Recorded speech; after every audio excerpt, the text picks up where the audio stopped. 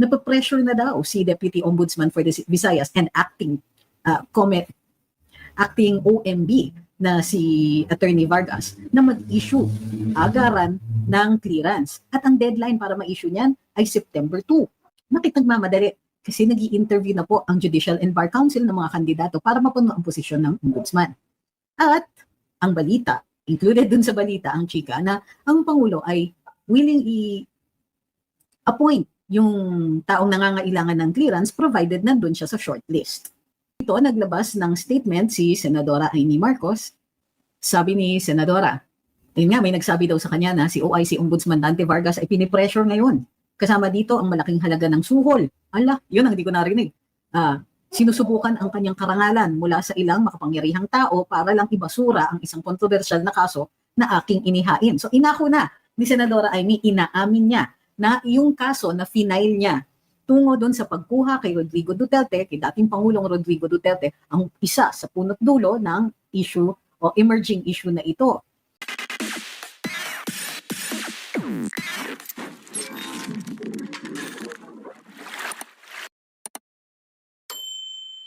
Ngayong araw na ito, tuloy pa rin ang pag-discuss natin tungkol sa mga issue collateral, lalong-lalo na dito sa flood control. Pero bago tayo magpatuloy, huwag po muna natin kakalimutan, like, share, follow, and subscribe.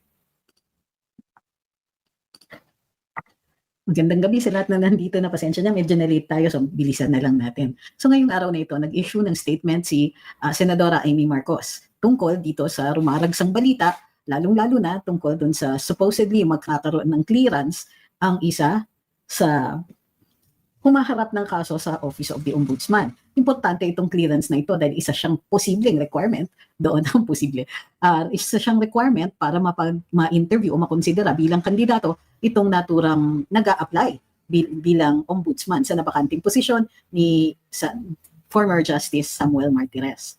So, ilang araw na umiikot talaga yung balita na yon kasi nga kapansin-pansin talaga na si Justice Mariflor Punsalan Castillo na Special Prosecutor sa Office of the Ombudsman ay matapos siya, wala pong isang buwan na ka-appoint lang niya bilang acting ombudsman, pinalitan siya, tinanggal siya at ang pinalit ay ang Deputy Ombudsman for the Visayas na si Attorney Dante Vargas.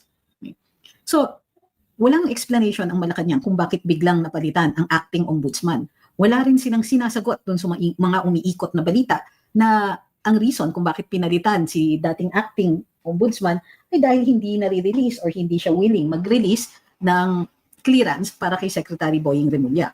Wala po kaming documents about this, wala po kaming hard evidence on this, but we do have sources coming from, the Office of the Ombudsman and unimpeachable po ang mga sources na ito. Kung kaya't mahalaga na talakayin itong rumaragsangang balita na napapressure na daw si Deputy Ombudsman for the Visayas and acting OMB na si Attorney Vargas na mag-issue agaran ng clearance. At ang deadline para ma-issue niyan ay September 2. That's a day after tomorrow. Bakit nagmamadali? Kasi nag-i-interview na po ang Judicial and Bar Council ng mga kandidato para mapuno ang posisyon ng ombudsman. At ang balita, included dun sa balita ang chika na ang Pangulo ay willing i-appoint yung taong nangangailangan ng clearance provided nandun siya sa shortlist. So naglabas ng statement si Senadora Amy Marcos. Basahin natin. Ayan. Sabi ni Senadora, nababasa niyo ba? Ayun nga, may nagsabi daw sa kanya na si OIC Ombudsman Dante Vargas ay pinipressure ngayon. Kasama dito ang malaking halaga ng suhol. Ala, yun ang hindi ko narinig. Sinusubukan ang kanyang karangalan mula sa ilang makapangyarihang tao para lang ibasura ang isang kontrobersyal na kaso na aking inihain. So inako na ni Senadora Amy, inaamin niya na yung kaso na final niya tungo doon sa pagkuha kay Rodrigo Duterte, kay dating Pangulong Rodrigo Duterte, ang isa sa punot dulo ng issue o emerging issue na ito. Kapag nangyari yon, sabi ni Senadora, magbubukas daw ng daan para ma-appoint ang isa sa kanila. Panindigan mo ang sabi niya, kaya nananawagan ako kay OIC Ombudsman Vargas. Please, huwag kang magpasako. Dinggin mo ang iyong konsyensya. Panindigan mo ang sinumpaan mong tungkulin. Huwag mong hayaan na ang opisina na ginawa para lumaban sa korupsyon ay siya pang maging corrupted. Bigyan ng patas na pagkakataon ang lahat para lumabas ang katotohanan. Huwag mong ipagkanulo ang tiwala ng mga Pilipino dahil lang sa takot o pabor. At higit sa lahat, sana ipakita rin ni OIC Ombudsman Vargas ang delikadesa. Hayaan na ang bagong ombudsman ang magdesisyon sa kasong ito. Malapit na tayong magkaroon ng bago, kaya mas maganda kung dito pa lang makikita na natin kung paano niya gagampanan ang trabaho niya for the next 7 years. Okay, mahalaga yung katanungan ni Edward. Sabi niya, can the President compel the JBC to include an applicant for ombudsman in the shortlist? No, hindi niya pwedeng diktahan ang JBC. Pero pwede niyang gawin ang ginawa ni dating Pangulong Gloria Macapagal Arroyo nung hindi niya gusto yung mga nasa shortlist. Nung nakita niyang wala yung pinupusuan niyang maging mai-appoint, kalimutan ko kung saan, I think sa Supreme Court yun. Nung wala yung pangalan ng gusto niyang ipa-appoint, sinoli niya yung listahan sa JBC at nagbigay ng panibagong listahan ng JBC. Pwede rin naman na isoli ni Presidente at ayoko yung shortlist nyo at ibalik ng JBC the same shortlist. So nasa sa JBC yan kung papayag sila.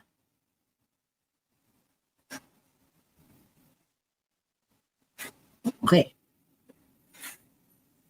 So, maganda yung mga unang-una, ano yung importante dito sa statement ni Senadora Amy? Unang-una, inako niya. Kulang na lang i-identify niya yung taong yon. Pangalawa, nanawagan siya dun sa OIC Ombudsman, meaning pinuntirya niya kung sino talaga ang napapressure dito. At alam niya na yung pressure na yon ay may kasamang panunubol.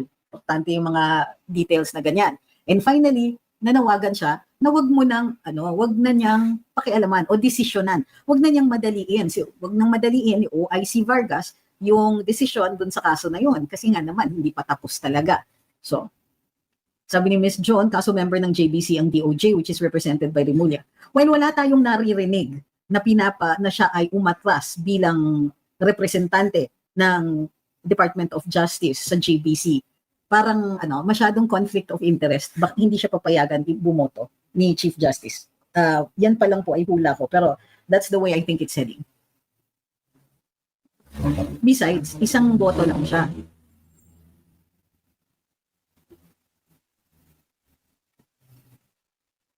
Hi kay Real Talk Pilipinas. Hi kay Kems Cheat Town USA. Hi Miss Telms. Okay. Maraming salamat kay Haiza Kimik, kay Ghost, kay Spartan, kay Ma'am Joan, kay Jake, kay Pompoko, kay Casey, Slugger, Zandi, Bess Hapson, Jane Briones, Tik, Tuk, Winbam, Garnet, at iba pa. Maraming salamat po sa inyo at sa partisipasyon niyo dito sa ating live ngayong araw na ito. Okay. So isang bahagi yan dun sa diskusyon ng korupsyon ngayon, hindi lang talaga flood control ng korupsyon ngayon. May dalawa pang pangalan, of course, hindi naman natin ini-ignore na hindi lang po si Secretary Boying ang controversial dito. Andyan din po sa listahan ng mga aplikante si dating BIR Commissioner Kim Henares. Naggrabe ang mga batikos sa kanya noong panahon ni Presidente Noynoy. Marami, including the IDP, ang may mga issues with then BIR Commissioner Kim Henares. Ngayon, tungo din doon sa issue ng flood control. Nagsabi si Pangulo na willing daw siya to undergo a lifestyle check. Huh? Who was asking the president to undergo a lifestyle check?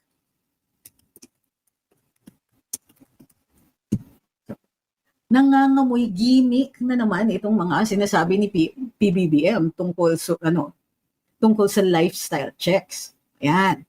Sabi, kasi 4 days ago, nag-order siya ng lifestyle checks sa DPWH. Tinitingnan kung ang mga government officials ay nabubuhay ng naaayon sa kanilang capability. Kung pasok yung kanilang mga ginagastos sa kanilang kakayahan na kumita. So, ngayon, mayroong lumabas at katakataka ito. Mayroong lumabas, dapat daw ang lifestyle checks nag-uumpisa sa Pangulo. Sagot kaagad ng Pangulo, I am willing to subject myself to a lifestyle check. Bakit? Issue ba kay PBBM yung lifestyle checks? So, what are included in the so-called lifestyle checks? These are about yung mga ginagastos nila and so on. Pero to begin with, marangya na ang buhay ni BBM. Of course, questionable pa rin kung saan nanggaling yung pera na ginagastos nila even before the presidency. But let's leave that for later. Ang punto dito is, his lifestyle was never questioned. In fact, nobody is questioning na his involvement or non-involvement in flood control. Ang batikos kay Presidente Marcos ay yung kanyang kapabayaan, yung kanyang katamaran at yung lack of follow-up at yung lack of leadership in general. Kung may ibang presidente niyan, magkakaganyan ba ang DPWH? Aabot ba sa punto na ganito kalaki ang mga ghost projects? Magiging ganito ba kalaki ang mga issues sa national budget? Hindi lang po kasi about the corruption in flood control, it's also about the 2024 and 2025 budgets. So anong kinalaman dito? Si Presidente Marcos ay hindi naman respondent o potential respondent sa mga kaso dito sa flood control. Ang issue sa kanya is more on leadership, more on command responsibility. Bakit umabot ng ganyan? And today, of all days, nag-resign po si Secretary Bonoan. Hindi naman it's not really rocket science na isipin natin na umiiwas din siya dahil bukas mayroon na namang Senate inquiry into the flood control projects headed by the Blue Ribbon Committee. At alam niyo naman, ang presiding officer ng Blue Ribbon ay si Senator Marcoleta. So, bakit ko sinasabing gimmick? Kasi mukhang sinet up talaga. Nobody was asking about his lifestyle. Isa lang ang lumitaw na supposed, it wasn't even a news item, it was a comment made by somebody. Tapos biglang sumasagot siya. Ang matagal nang hinihingi ng mga netizens kadalasan ay yung kanyang blood test, yung hair follicle test. Nasaan na yun? Yun dinededma niya. Pero willing na willing magpa-lifestyle check. Ay, lalong-lalo na wala naman humihingi. So, nangangamoy setup. Kasi mayroong mga ganyang klase na communications tactics na sasabihin kunwari na, o sige, i-subject sila sa lifestyle check. Magtatanim sila ngayon ng isang article na nagsasabing, lifestyle checks begin with the president. At sasagot naman ng presidente, all right, I will subject myself to a lifestyle check. Wala namang public clamor, wala namang maraming taong nagsasabi, mauna ka, wala namang ganun eh. Ang maraming nagsasabi ay, Mr. President, hair follicle blood test naman tayo dyan.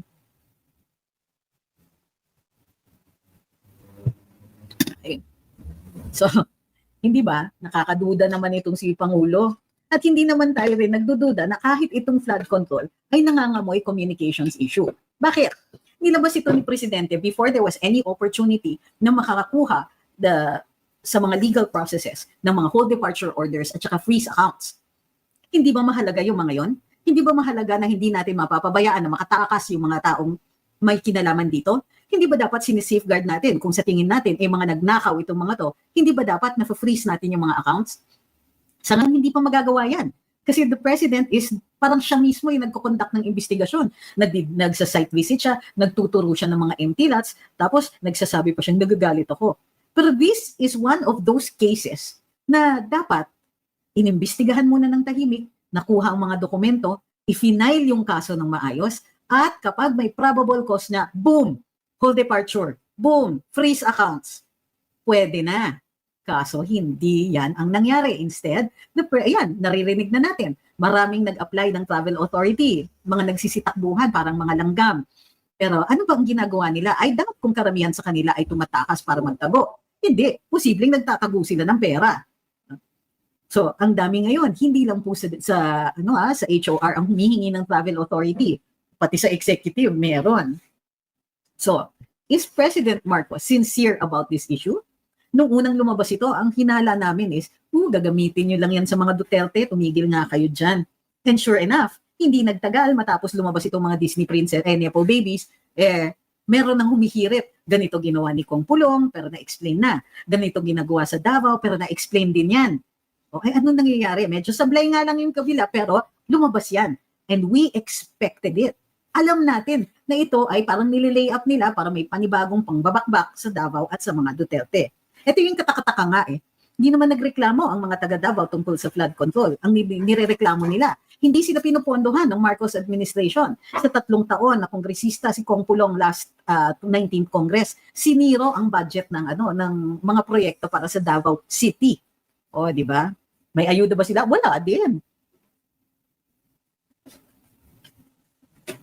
So alam natin na hindi ito, what's that? So alam natin na nangangamoy com strategy, nangangamoy project Hindi naman tayo nagtataka kasi kailangan ng presidente makaproject na meron siyang ginagawa. Kailangan ma-project niya na he is on top of things, that he is being the leader. Unfortunately, kulang siya sa practice. 3 taon siyang halos tulog eh. Pagkatapos ngayon siya biglang magsisipag. Kung kailan midterm na. Ay nako.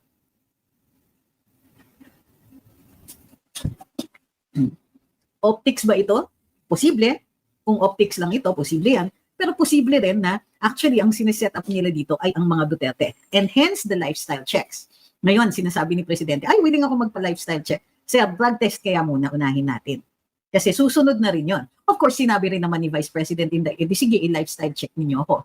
Pero I don't doubt na maaaring may mahanap sila pagdating kina Kong Pulong, kina Mayor Baste, and all that. Kasi nauuna yung sa mga trolls eh, nakikita natin, humihirit sila ng supposedly designer ka ni Mayor Baste. Pero mas galit sila dun sa pipitsuging ilang-ilan na designer ni Mayor Baste compared dun sa mga sa mga nepo babies, 'di ba?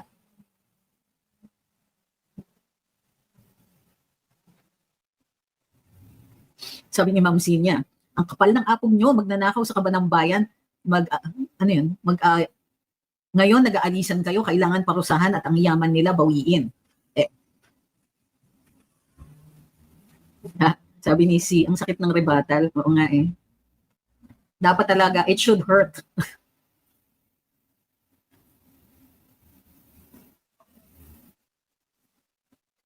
Ay, hindi sila tahimik. Sabi ni Jobert, pansin ko lang parang sobrang tahimik ng mga pinks, leftist at simbahan tungkol sa transparency. Actually, divided sila. May iba na nagko-collaborate na dito kay Presidente Marcos at sa kanyang administrasyon. Tapos merong iba na walang mas magaling kung di sila. Okay, bahala kayo dyan. Okay lang sa akin yun.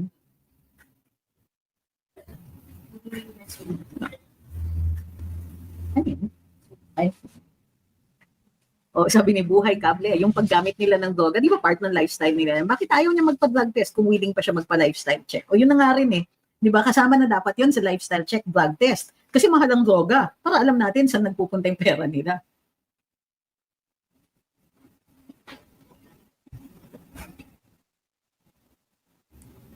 Sabi ni Ina Laila, Pangilinan at Lacson nakaka-insulto sa mga privileged speeches nila, magbuo daw ng ibang committee para sa flood control investigation.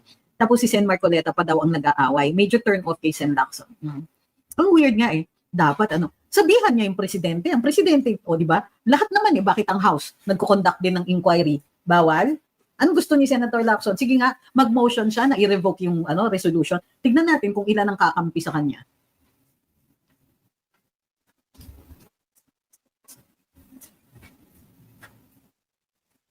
If Marcos wants to show off, you should not give government employees and politicians authority to travel. What? Yan yun. Umangulekta na siya ng mga salin nila.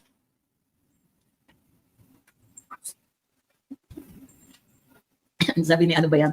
So, okay lang sa kanila yung billions na nakurakot, pero yung 125 million ni BP, sobrang OA nila sa ingay. There you go.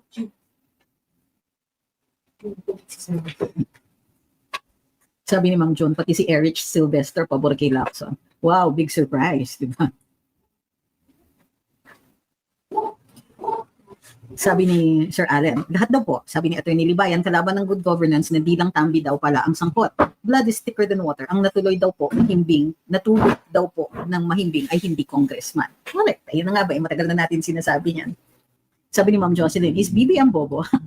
Grabe si Ma'am. Walang hiya, weak, or all of the above. Ay, naku. Ito yung masasabi ko at may ebidensya. Wala siyang leadership. Mali talaga na naboto natin siya. Wala talaga siyang capability na, yung, alam niyo yun, hindi niyo ba napansin?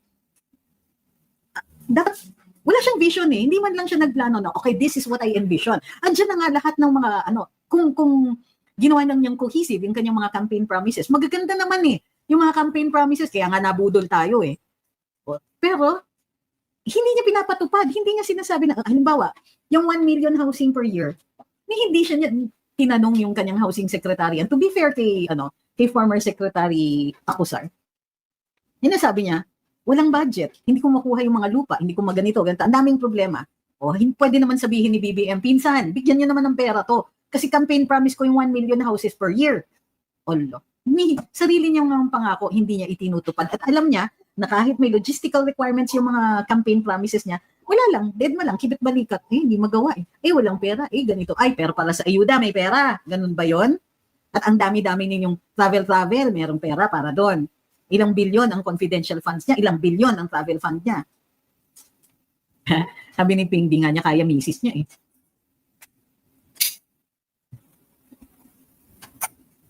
Sabi ni Sir Edward, sometimes I get the feeling that sina Senators Soto and Lacson are pa-self-righteous. Do not forget kuratong baliling and plagiarism issues.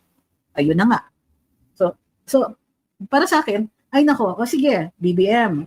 Sinasalsal nyo to, sorry for the word, pero talagang pinupush nila itong issue ng flood control. Kasi nga meron siyang mga pinupuntirya talaga.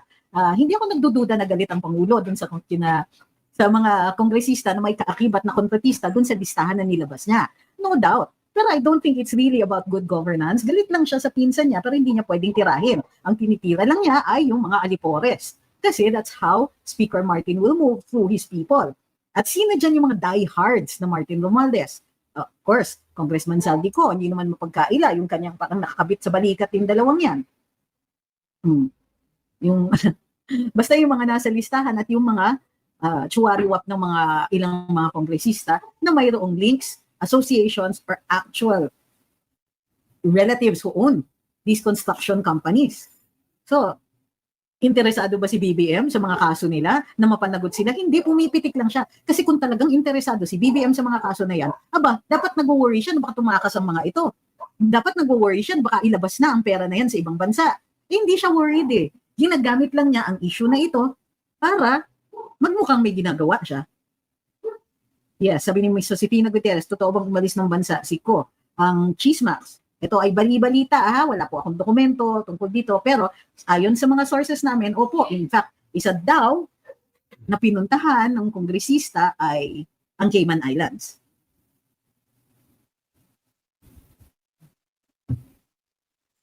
Sabi ni Nagaraya na sana nga si B na spoon-fed siya. Pa yan. Sabi ni Real Talk, ang incompetence in leadership is a betrayal of the people's trust. The president must resign for the sake of the country. Totoo yan. Matagal na po namin sinasabi yan sa karambola. Diba? Ang incompetence is a form of corruption. Kasi we are entitled to the best possible service. So kung tatanga-tanga yung opisyalis at ang katangahan niya ay nagre-resulta sa pagkawaldas ng pera ng bayan, dapat umupo ka na, uwi ka na. Paubaya na ang iyong posisyon dun sa mas competent kaysa sa'yo. Actually, hindi Sabi ni John Cribs, parang hawak siya sa liig ni Tamba. I disagree. Hindi mo sila nakikita magkasama. Ang problema ni BBM isn't that he's under duress o pinipressure siya. Mali. That's not the dynamic. Believe me, kasi nakikita ko yan. Ang problema ni BBM, pinsan niya yan. Hindi niya mapagsabihan. Hindi niya makontrol. At ito ay nakababata sa kanya. At ito yung, alam mo yun, yung spoiled na pinsan na hinahayaan nila parati na to get his own way because it's just too hard to discipline him. Ganun po sila. This isn't so much may konti silang rivalry right now kasi nga mas malaki ang nagagamit sa national budget ng mga, according to BBM, or at least ito yung nakikitang galaw dun sa loob, na tila nagmamaktol na si presidente na ang dami-daming nakukuha ng mga legislators, ang executive ay ginugutom. So it's really not about good governance. It's two things. One, magpinsan sila, hindi niya madisiplina, hindi niya mahawakan sa liig, hindi niya kayang pagsabihan na, huy, huwag mong gawin yan, ipakukulong kita. Hindi, walang takot si speaker sa pinsan niyang presidente. Bukod pa dyan, tingnan nyo, ginugutom ang executive side, wala silang nagiging accomplishments kasi may problema yung 2024 and 2025 budgets. Ang laki ng nilaan para sa ayuda. Walang itinira. Lahat ng mga dapat for social services, for services of the government in general, yung mga supplies na kailangan. Lahat yan, ang daming hindi nagawa. Pinatigil nga ang mga trend, 2022 pa lang Sobra silang excited na na mapatahimik yung mga proyekto ni PRD. O ayan, pati trend, pati tayo inantala.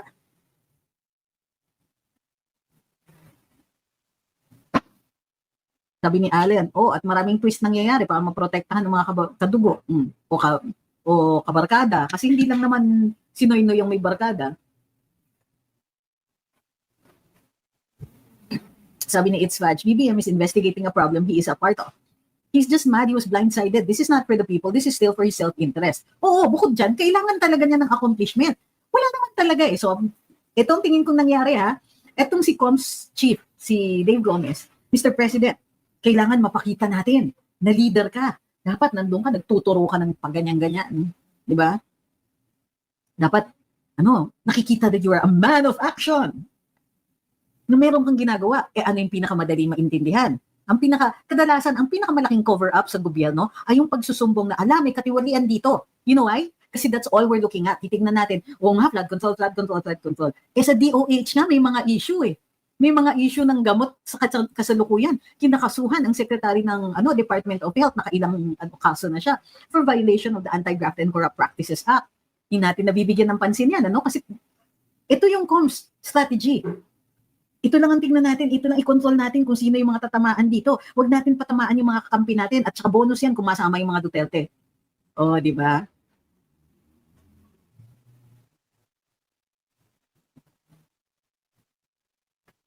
Aloka. Ay, thank you kay Silver Bullet. Sabi ni Infested Jones, buti sana kung pinatigil lang, itinanggal pa ang release. Ano yan, yung sa PNR? Ewan ko ba? Sabi nila kasi dahil sa North Rail yan, but I don't know yan.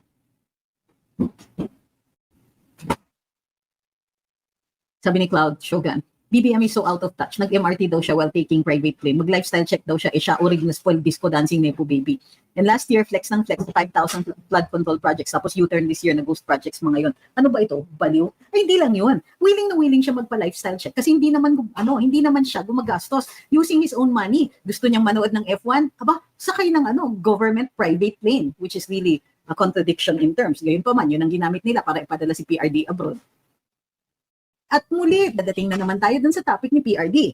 Si PRD na walang namang pinaaral ng mga anak sa Switzerland, si PRD na ang simple ng buhay, na kung makita ninyo ang bahay sa Luisa, ano ba yan? Maria Luisa subdivision, napakasimple. Kahit si PRD mismo, napakasimple. Hindi naman yan nanonood ng F1. Hindi naman yan naghahanap ng mga magagandang kotse, wala naman siyang ganun na bisyo. Si Kitty na sinasabi nilang maluho, kumikita naman siya, nagbebenta yan ng makeup online at ang ayos ng buhay. I mean, ang ayos ng kanyang malinaw yung may kita siya, marunong.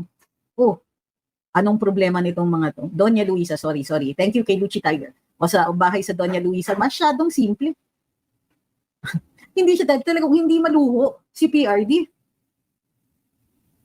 Tapos siya yung pinadala abroad.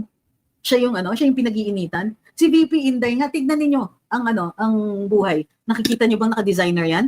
Pare-parehong suit, araw-araw ginagawa niyang uniform, yung sinabi ni First Lady na Marcos brand, light-colored top, dark pants, or dark skirt.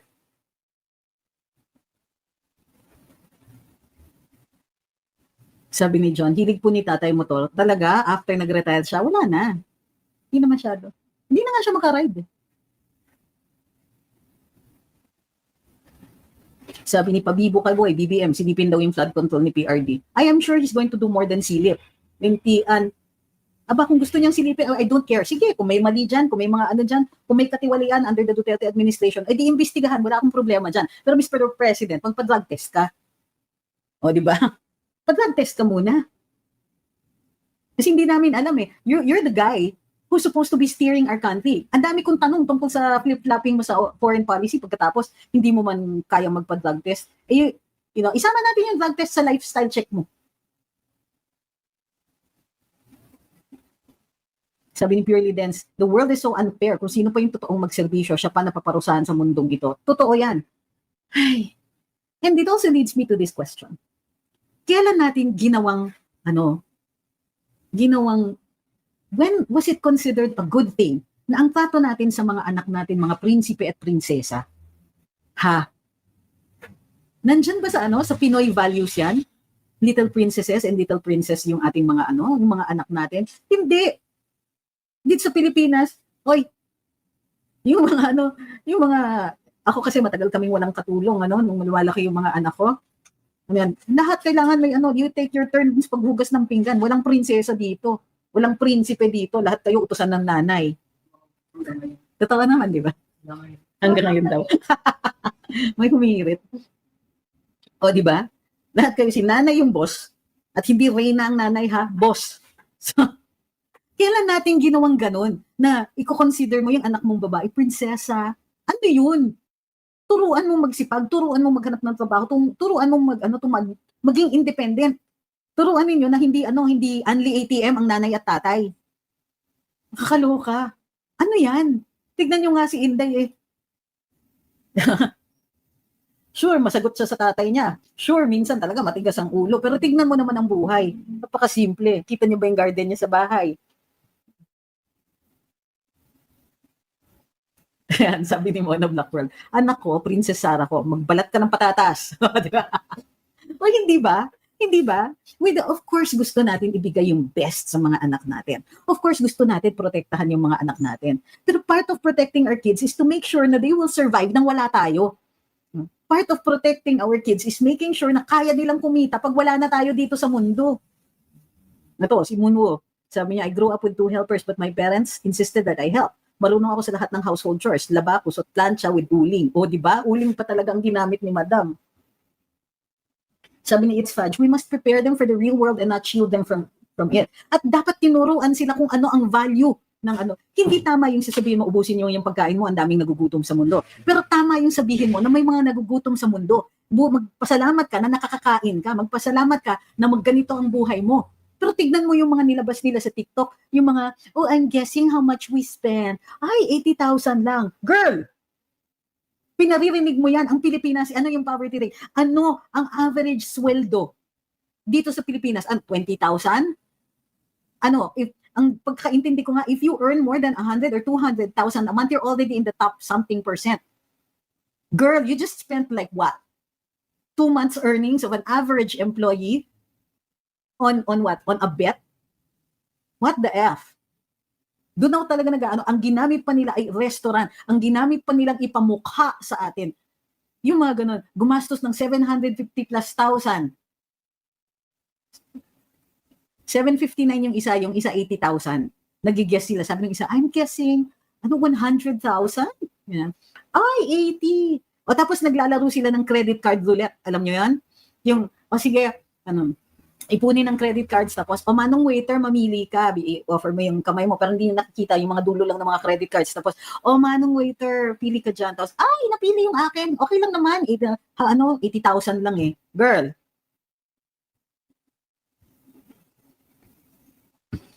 Ay, pinakita nyo pa talaga yung mga ganyan. Sino? Who in their right mind would project that kind of image? Who? Di ba? They never heard of the Billionaire Boys Club, ano?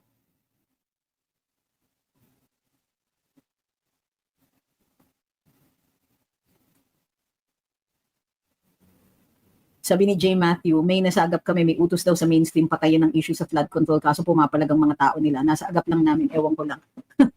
So, teka, sinong nag-utos? Kasi nga, factionalized naman ang gobyerno ngayon. May BBM faction, may Martin Romualdez faction. Hindi natin alam, baka hiwalay pa yung faction ni First Lady dyan. So, naintindihan ko na gustong patayin yan ng mga kongresista. If they really wanted to, sila lang naman ang may-ari ng mga yun eh, ng mga media companies na yan. But it's out of control, masyado ng maraming nakakaalam. At, Diyos ko, napaka-in-your-face ng mga TikToks ng TikTok videos ng mga Nepo babies.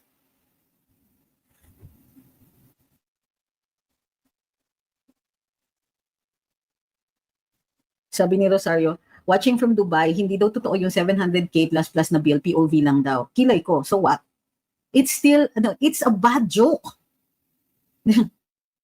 In the past 3 years, ganong karaming jobs ang na-generate ng Marcos administration? Diba? They can say na, uy, hindi, bumaba naman ang interest. Pero sino talaga ang nagbe-benefit sa administrasyon na ito? Ang yumayaman, yung mga dati ng mayaman. So ano yung nararamdaman natin? In 2024 and 2025, yung mga free tertiary education, tinuloy yung programa pero dahan-dahan siyang dinidefund. Paliit ng paliit yung mga funding for that. So ngayon, ilan ang masasabi nating mga makakaahon sa kahirapan? Sinasabotahin nila yung mga anti-poverty programs na ipinangako ni BBM na itutuloy niya. Tapos yan ang excuse, hindi naman totoong 750,000 ang ginastos namin. O sige girl, but it's still a bad joke.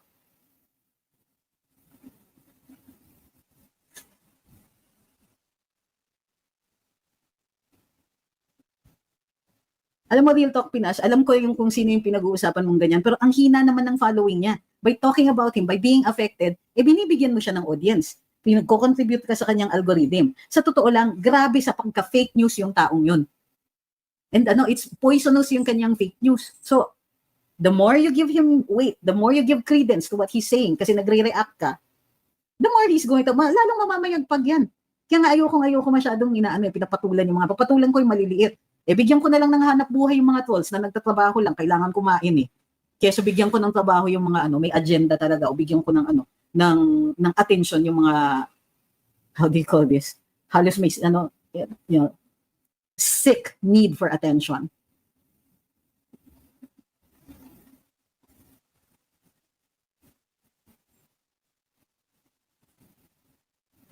Sabi ni Stedfeld, Nepo babies, modern Marie Antoinette, ilabas ang guillotine. Sa totoo lang, si Marie Antoinette nga, victim pa yan Itong mga to, hindi. Kasi lumalaban pa sinasabi pa na, wala kami utang na loob sa mga, sa sa mga Pilipino. The fact na, meron. Sabi ni Juan, OFW ako sa UK but never ko sinanay mga anak ko sa mga expensive sneakers and clothes. Lumaki merong values paghihirap ko dito.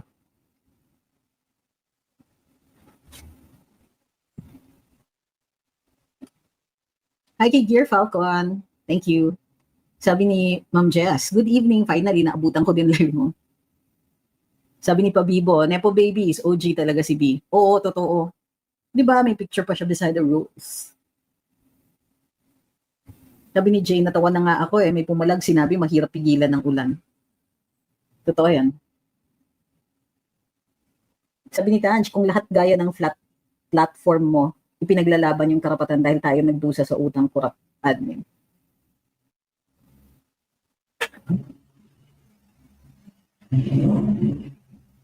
Sabi ni James, nakita ko mga files na pinost ng PCIJ, nakita ko yung contractor na obviously pagmamayari ng congressman dahil andun sila sa incorporators. Hay, sana talaga ma-actionan at right OMB please. Pero ang dinig nga namin na dun sa napupusuan di umano ni BBM na ilagay dun sa opisina sa tanggapan ng OMB ay isang tao na nangako na hindi niya titigilan si VP, si Kong Pulong at saka si Mayor Baste. Yan ang plano talaga. So, ito yung kalokohan ng presidente Nasabihin niya, bumabawi siya sa kanyang pinsan pagkatapos papabayaan niyang ganyan. Yung mga kunwari, hindi ako against ako sa impeachment. Ay, itigil na yung impeachment yan. Pero ilalagay niya si Secretary Boying bilang OMB. Kaloka.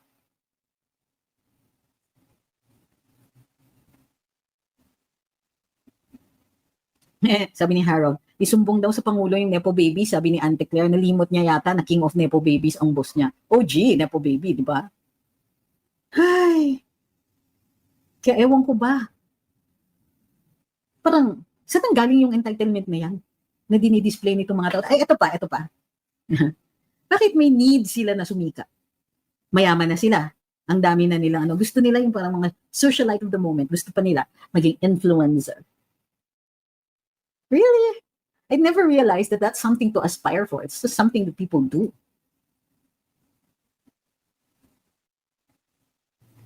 Sabi ni Ma'am Elenita, ang sakit-sakit para sa aming OFW na nagpapakahirap kami dito na malayo ang pamilya, yung panaskolar ko, ang mga Nepo princesses. Puro tipid kami dito. Imagine nyo, ma'am, taon-taon pag nag-file ako ng income taxes, ang sakit sa dibdib. Ay, nako. Estudyante ako ngayon, so I need to concentrate on my studies pagkatapos. Di ba? Yung hirap na hirap ka because you limit your earning capacity. Pagkatapos yung sa kinikita mo, laki ng kaltas sa at itong si Secretary of Finance, akala kaya niya na nakalimutan natin. Alam natin that he's always on the hunt for new taxes. So yan, yung ginawa niya dun sa savings. Di ba? Yung pinatas-patas niya yung mga yung taxes, kahit yung mga long term. Yung mga tipong, paano yan? Wala na talagang gustong mag-save, wala na talagang mag-money market. Sabi ni Roy, gigising tayo ng 5 a.m., biyahe sa baha para umabot sa 9 a.m. na pasok. Lalabas ng 6, traffic at makakauwi ng 9. Tapos magtataka sila bakit nagagalit tayo sa Nepo Beast video. So, ay nako. Lalo na yung mga no work, no pay. Sugod ka sa baha. Pag hindi talaga kaya, wala. Give up mo, iyak ka na lang. Wala kang sweldo for the day.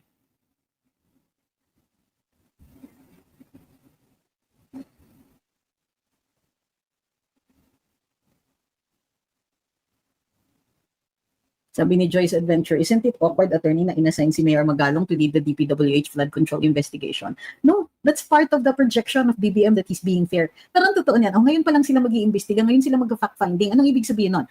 Even assuming very successful yung investigation ni Mayor Benji, makuha niya lahat ng ebidensya. By the time matapos yan, na safety na nila yung mga pera-pera nila. Di ba?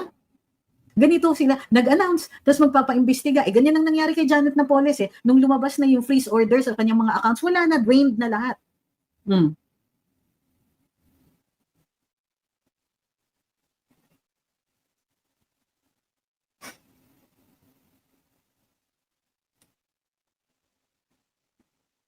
Sabi ni Jay, ito ang problema, nilubog sa baha ang buong Bicol, sa huli sila pa rin ang binoto. Sabi ni Bench, adik ang pag-iisip na ganyan, ginagawa ni Baby M, walang patutunguhan ng pag-iisip.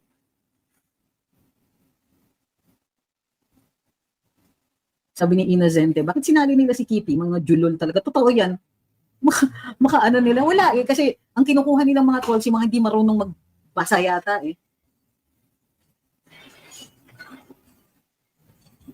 Yung mga nagtatanong, kinukumpare ninyo yung Indonesia, di mangyayari yun dito. Masyado tayong kampante. Everybody thinks that by going on social media, okay na yun. Kaya nagagalit ako pag may nagsasabi dyan sa newsfeed o sa comment section na, hanggang social media lang tayo, etc. Oy, ako araw-araw, lahat ng mga na kaya kong attenda na rally, nandun ako. If I'm in the country, andun ako. Tapos sasabihan mo ko na, hanggang social media na lang ba tayo? Ikaw ba nakita kita sa rally? Che. Diba? Bring up ninyo yung Indonesia, iinit lang ulo natin lahat. Sabihin niyo na, kaya ba natin ginagawa ng Indonesia? Depende yan. Sabihin niyo sa akin kung pupunta kayo. Kasi pwede tayong magreklamo sa social media, walang problema yan. That's also part of the citizenship thing. It's also part of being, how do you call this? Of our autonomy as voters. Okay lang yan. Tama yan. But it's at some point, it's no longer going to be enough. Ngayon, may mga nagsasabi na, hintayin na lang natin ang eleksyon. Sige, pero kung magre-reklamo, kung ang tagal bago tayo makarecover. Kung mahihirapan pa yung mga anak nyo dahil pipila na naman sila sa mga trend dahil hindi na naman inatupag ng administrasyon na ito. Huwag kayong magre-reklamo na, grabe, ang daming problemang iniwan kung hindi tayo gagalaw. Nakainis, no?